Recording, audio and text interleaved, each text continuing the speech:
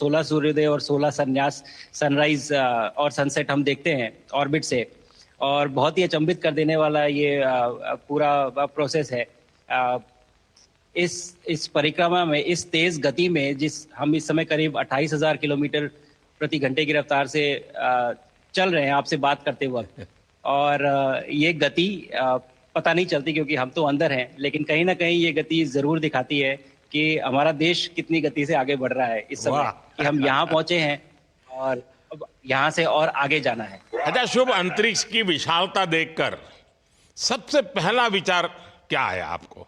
प्रधानमंत्री जी, सच में बोलूं तो जब पहली बार हम लोग ऑर्बिट में पहुंचे, अंतरिक्ष में पहुंचे, तो पहला जो व्यू था वो पृथ्वी का था। और पृथ्वी को बाहर से देख के जो पहला ख्याल और पहला जो थॉट मन में आया वो ये था कि पृथ्वी बिल्कुल एक दिखती है। मतलब बाहर से कोई सीमा रेखा नहीं दिखाई देती, कोई बॉर्डर नहीं दिखाई देता। और दूसरी चीज जो बहुत नोटिसेबल थी, जब पहली बार भारत को देखा तो हम मैप पे पढ़ते हैं भारत को, हम देखते हैं बाकी देशों का आकार कितना बड़ा है, हमारा आकार कैसा है, वो मैप पे देखते हैं, लेकिन वो सही नहीं होता क्योंकि वो एक हम 3D ऑब्जेक्ट को 2D यानी पेपर पे हम उतारते हैं। भारत सच में बहुत भव्य दिखता है, बहुत बड़ा दिखता है, या जितना हम मैप पे देखते हैं उससे कहीं ज्यादा बड़ा। और जो वननेस की फीलिंग है, पृथ्वी की वननेस की फीलिंग है, जो हमारा भी मोटो है कि अनेकता में एकता, वो बिल्कुल उसका महत्व ऐसा समझ में आता है बाहर से देखने में कि लगता है कि कोई बॉर्डर एग्जिस्ट ही नहीं करता, कोई राज्य नहीं एग्जिस्ट करता, कंट्रीज नहीं एग्जिस्ट करती। फाइनली हम सब ह्यूमैनिटी का पार्ट है और अर्थ हमारा एक घर है और हम सब के सब उसके सिटीजन्स हैं। शुभांशु, स्पेस स्टेशन पर जाने वाले आप पहले भारतीय हैं। आपने जबरदस्त मेहनत की है, लंबी ट्रेनिंग करके गए हैं। अब आप रियल सिचुएशन में है, सच में अंतरिक्ष में है। वहां की परिस्थितियां कितनी अलग हैं, कैसे एडप्ट कर रहे हैं? यहाँ पे तो सब कुछ ही अलग है प्रधानमंत्री जी। ट्रेनिंग की हमने पिछले पूरे 1 साल में। सारे सिस्टम्स के बारे में मुझे पता था, सारे प्रोसेस के बारे में मुझे पता था, एक्सपेरिमेंट्स के बारे में मुझे पता था, लेकिन यहाँ आते ही सडनली सब चेंज हो गया। बिकॉज हमारे शरीर को ग्रेविटी में रहने की इतनी आदत हो जाती है कि हर एक चीज उससे डिसाइड होती है। पर यहाँ आने के बाद चूंकि ग्रेविटी माइक्रो ग्रेविटी है, एब्सेंट है, तो छोटी छोटी चीजें भी बहुत मुश्किल हो जाती हैं। अभी आपसे बात करते वक्त मैंने अपने पैरों को बांध रखा है, नहीं तो मैं ऊपर चला जाऊंगा। और माइक को भी जैसे छोटी छोटी चीजें हैं, अगर इसको छोड़ भी दूं तो भी ये ऐसे फ्लोट करता रहता है। पानी पीना, पैदल चलना, सोना, सोना बहुत बड़ा चैलेंज है। आप छत पे सो सकते हैं, आप दीवारों पे सो सकते हैं, आप जमीन पे सो सकते हैं। तो पता सब कुछ होता है प्रधानमंत्री जी, ट्रेनिंग अच्छी है, लेकिन वातावरण चेंज होता है तो थोड़ा सा यूज टू होने में 1-2 दिन लगते हैं, बट फिर ठीक हो जाता है। भारत की ताकत साइंस और स्पिरिचुअलिटी दोनों है। आप अंतरिक्ष यात्रा पर हैं, लेकिन भारत की यात्रा भी चल रही होगी। भीतर में भारत दौड़ता होगा। क्या उस माहौल में मेडिटेशन और माइंडफुलनेस का लाभ भी मिलता है क्या? जी प्रधानमंत्री जी, मैं बिल्कुल सहमत हूँ। मैं कहीं ना कहीं ये मानता हूँ कि भारत ऑलरेडी दौड़ रहा है और ये मिशन तो केवल एक पहली सीढ़ी है उस एक बड़ी दौड़ का। और हम जरूर आगे पहुंच रहे हैं और अंतरिक्ष में हमारे खुद के स्टेशन भी होंगे और बहुत सारे लोग पहुंचेंगे। और माइंडफुलनेस का भी बहुत फर्क पड़ता है। बहुत सारी सिचुएशंस ऐसी होती हैं नॉर्मल ट्रेनिंग के दौरान भी या फिर लॉन्च के दौरान भी, जो बहुत स्ट्रेसफुल होती हैं, और माइंडफुलनेस से आप अपने आप को उन सिचुएशंस में शांत रख पाते हैं और अपने आप को काम रखते हैं, अपने आप को शांत रखते हैं, तो आप अच्छे डिसीजन ले पाते हैं। कहते हैं कि दौड़ते हुए भोजन कोई भी नहीं कर सकता, तो जितना आप शांत रहेंगे उतना ही अच्छे से आप डिसीजन ले पाएंगे। तो आई थिंक माइंडफुलनेस का बहुत इंपॉर्टेंट रोल होता है इन चीज़ों में। तो दोनों चीज़ें अगर साथ में प्रैक्टिस की जाएं तो ऐसे एक चैलेंजिंग एनवायरनमेंट में या चैलेंजिंग वातावरण में मुझे लगता है ये बहुत ही यूजफुल होंगी और बहुत जल्दी लोगों को अडेप्ट करने में मदद करेंगी। आप अंतरिक्ष में कई एक्सपेरिमेंट कर रहे हैं।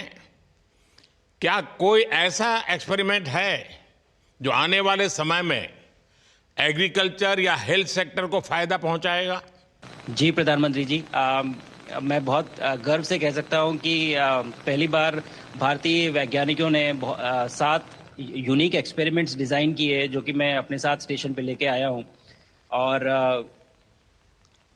पहला एक्सपेरिमेंट जो मैं करने वाला हूं, जो कि आज ही के दिन में शेड्यूल्ड है, वो है स्टेम सेल्स के ऊपर। अंतरिक्ष में आने से क्या होता है कि ग्रेविटी चूंकि एब्सेंट होती है तो लोड खत्म हो जाता है, तो मसल लॉस होता है। तो जो मेरा एक्सपेरिमेंट है वो ये देख रहा है कि क्या कोई सप्लीमेंट दे के हम इस मसल लॉस को रोक सकते हैं या फिर डिले कर सकते हैं। इसका डायरेक्ट इम्प्लीकेशन धरती पे भी है कि जिन लोगों का मसल लॉस होता है ओल्ड एज की वजह से, तो उनके ऊपर ये सप्लीमेंट्स यूज़ किए जा सकते हैं।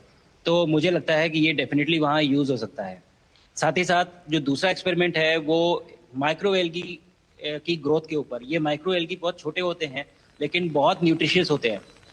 तो अगर हम इनकी ग्रोथ देख सकते हैं यहाँ पे और ऐसा प्रोसेस इजाद करें कि ये ज़्यादा तादाद में हम इन्हें उगा सकें और न्यूट्रिशन हम प्रोवाइड कर सकें, तो कहीं ना कहीं ये फूड सिक्योरिटी के लिए भी बहुत काम आएगा धरती के ऊपर।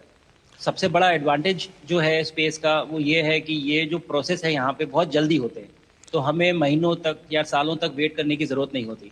तो इसलिए यहाँ के जो रिजल्ट चंद्रयान की सफलता के बाद देश के बच्चों में, युवाओं में विज्ञान को लेकर एक नई रुचि पैदा हुई। अंतरिक्ष को एक्सप्लोर करने का जज्बा बढ़ा। अब आपकी ये ऐतिहासिक यात्रा उस संकल्प को और मजबूती दे रही है।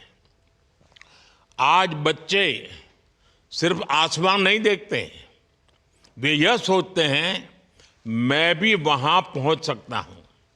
यही सोच, यही भावना हमारे भविष्य के स्पेस मिशंस की असली बुनियाद है। आप भारत की युवा पीढ़ी को क्या मैसेज देंगे? प्रधानमंत्री जी, अगर मैं अपने युवाओं पीढ़ी को आज कोई मैसेज देना चाहूँगा तो पहले ये बताऊँगा कि भारत जिस दिशा में जा रहा है, हमने बहुत बोल्ड और बहुत ऊंचे सपने देखे हैं और उन सपनों को पूरा करने के लिए हमें आप सबकी ज़रूरत है। तो उस ज़रूरत को पूरा करने के लिए मैं ये कहूँगा कि सक्सेस का कोई एक रास्ता नहीं होता कि आप कभी कोई एक रास्ता लेता है, कोई दूसरा रास्ता लेता है। लेकिन एक चीज़ जो हर रास्ते में कॉमन होती है वो ये होती है कि आप कभी कोशिश मत छोड़िए, नेवर स्टॉप ट्राइंग। अगर आपने ये मूल मंत्र अपना लिया कि आप किसी भी रास्ते पे हो, कहीं पे भी हो, लेकिन आप कभी गिव अप नहीं करेंगे, तो सक्सेस चाहे आज आए या कल आए पर आएगी जरूर। मुझे पक्का विश्वास है कि आपकी ये बातें देश के युवाओं को बहुत ही अच्छी लगेगी। और आप तो मुझे भली भांति जानते हैं, जब भी किसी से बात होती है तो मैं होमवर्क जरूर देता हूं। हमें मिशन गगनयान को आगे बढ़ाना है, हमें अपना खुद का स्पेस स्टेशन बनाना है और चंद्रमा पर भारतीय एस्ट्रोनॉट की लैंडिंग भी करानी है। इन सारे मिशंस में आपके अनुभव बहुत काम आने वाले हैं। मुझे विश्वास है आप वहां अपने अनुभवों को जरूर रिकॉर्ड कर रहे होंगे। जी प्रधानमंत्री जी, बिल्कुल। ये पूरा मिशन की ट्रेनिंग लेने के दौरान और एक्सपीरियंस करने के दौरान जो मुझे लेसन्स मिले हैं, जो मुझे सीख मिली है, वो सब एक स्पॉन्ज की तरह मैं एब्जॉर्ब कर रहा हूँ। और मुझे यकीन है कि ये सारी चीज़ें बहुत वैल्यूएबल प्रूव होंगी, बहुत इम्पॉर्टेंट होंगी हमारे लिए जब मैं वापस आऊँगा और हम इन्हें इफ़ेक्टिवली अपने मिशंस में इनके लेसन्स अप्लाई कर सकेंगे और जल्दी से जल्दी उन्हें पूरा कर सकेंगे।